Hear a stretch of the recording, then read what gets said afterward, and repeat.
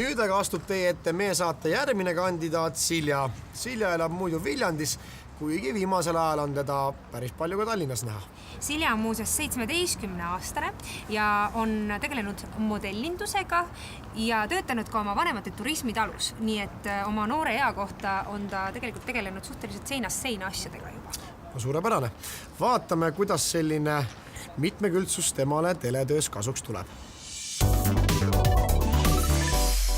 Mulle ei meeldi niimoodi, kui öeldakse, et sa pead alla võtma, sa pead niimoodi olema, sa ei tohi seda teha, sa ei tohi seda teha.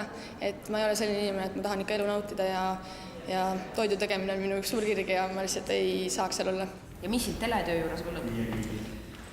See ongi ikka see kogemus ja et noh, see on huvitav, ma arvan, kui sa natukene tuntud ka oled. Natukene tahaks ikka selle edevus on nagu sees.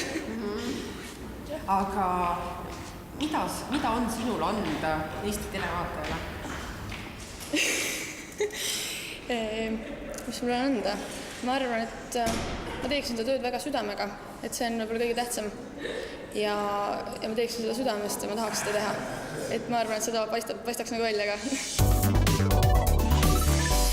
Head televaatajad, me oleme Tallinnas Õismäel ja täna me läheme külla hõbelusika võitnud kokale Roman Šašerinskile ja ta ootab meid oma kodus. Ja ma ei lähe külla Romanile mitte üksinda, vaid nagu te ilmselt juba märkasite, minu kõrval on järjekordne kaassaatejuhi kandidaat Silja ja Silja tutvustab ennast teile juba ise.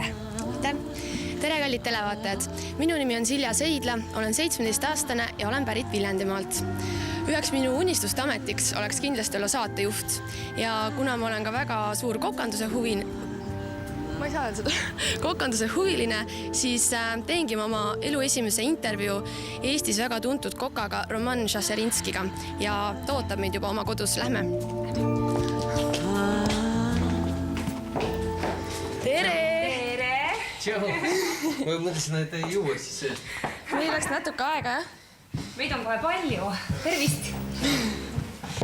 See siit 5 minutilist on.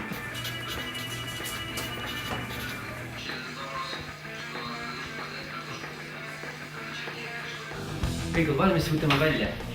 Rainer.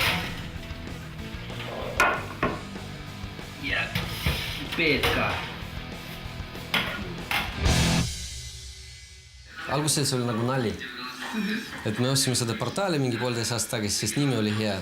Et kokk.ee oli kinni, aga power.ee oli lahti. Et siis ostsime seda. Ja siis lõpuks mõtlesime, et okei, hakkame siis lihtsalt nagu blogi tegema. Ja siis üks sõber ütles, et blogi on nii igav, et nagu eriti keegi ei viitsi nii palju lueda. Et ehkki mingi video. Pärast seda videot tuli välja, et 80% inimest ei oska praadida kartulit, et ta oleks mõnus krõps ja mõnus maitsev. Kaua sinul see aega võttis, et nii kiiresti hakata hakkima? No, mul veel see kehtib. Aha, et iga päev on väike plaaster näpu peal, jah? Nüüd on vähem, ma ise nagu nii palju rohkem füüsilist tööd ei tee, et iga päev lõigata. Aha. Ja ma proovin endast teistmoodi kuidagi vigastada.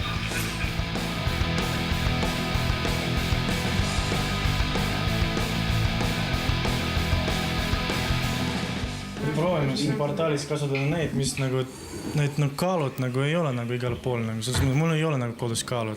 Kasutan see, mis mul on. Sellepärast nagu vaadake, seal on mõõduklaas ja et ma võtan jahu sellega. Et ongi selline mõte, et iga inimene kodus saab seda teha. Aga täna teeme me ka midagi. Eks? Täna, kusjuures meil on ütleme ausalt, et te ise tulete ka suht ootamatult meie jaoks. Alati. Et siis me teeme kartul, sibul, vutimunad ja jänesekapsas. Ja mis me sellest kõigest teeme kokku? Sellest me teeme lõunasöök 40 inimestele. 40-le? Ei, see oli väike nali. Ja kartulidega on niimoodi, et teda ei pea vette panema. Et sest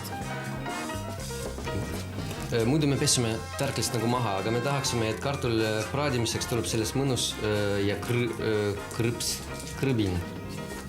Krõbinaga tuli mul meelde, et ma lugesin eile ühte artiklit, et sa oled söönud seapead. Mis maitsega oli seapea ja mis osa sealt üldse süüa saab, et see tundub nii kummaline? See ei olnud kuskil niisama, et ma tulin ja sõin nagu seapea. See oli Rootsis, Rootsi parimas restoranis. See oli üks üks osa toidust sellest restoranis, kus seapea oli kõigepealt marineeritud ja keetud nagu vist 12 tundi.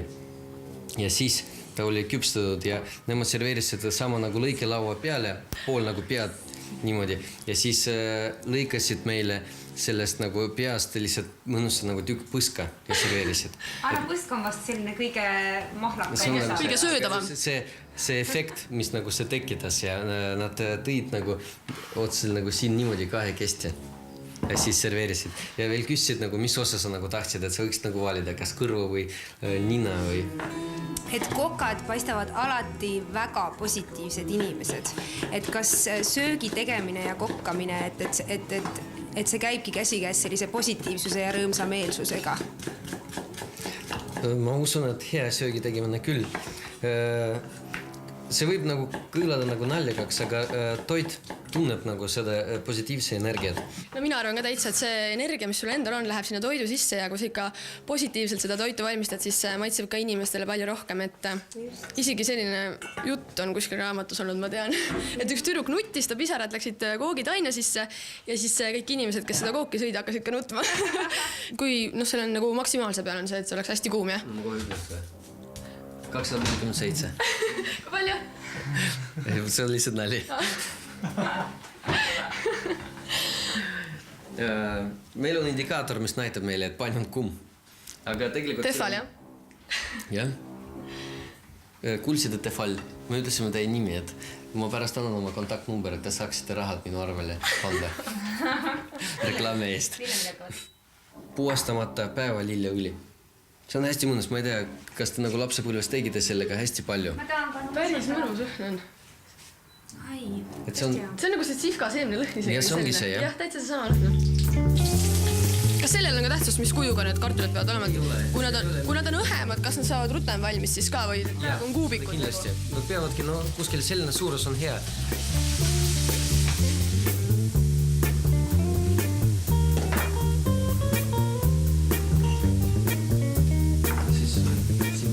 Aega jälgima korralikult, et kui me keedame seda üles, siis need muutuvad tavaliselt nagu munadeks. Ja kui me teeme seda õigesti, siis see munakollane, muna sees mängib kaste rolli, sest nagu voolab välja ja annab seda mõnusa maitse.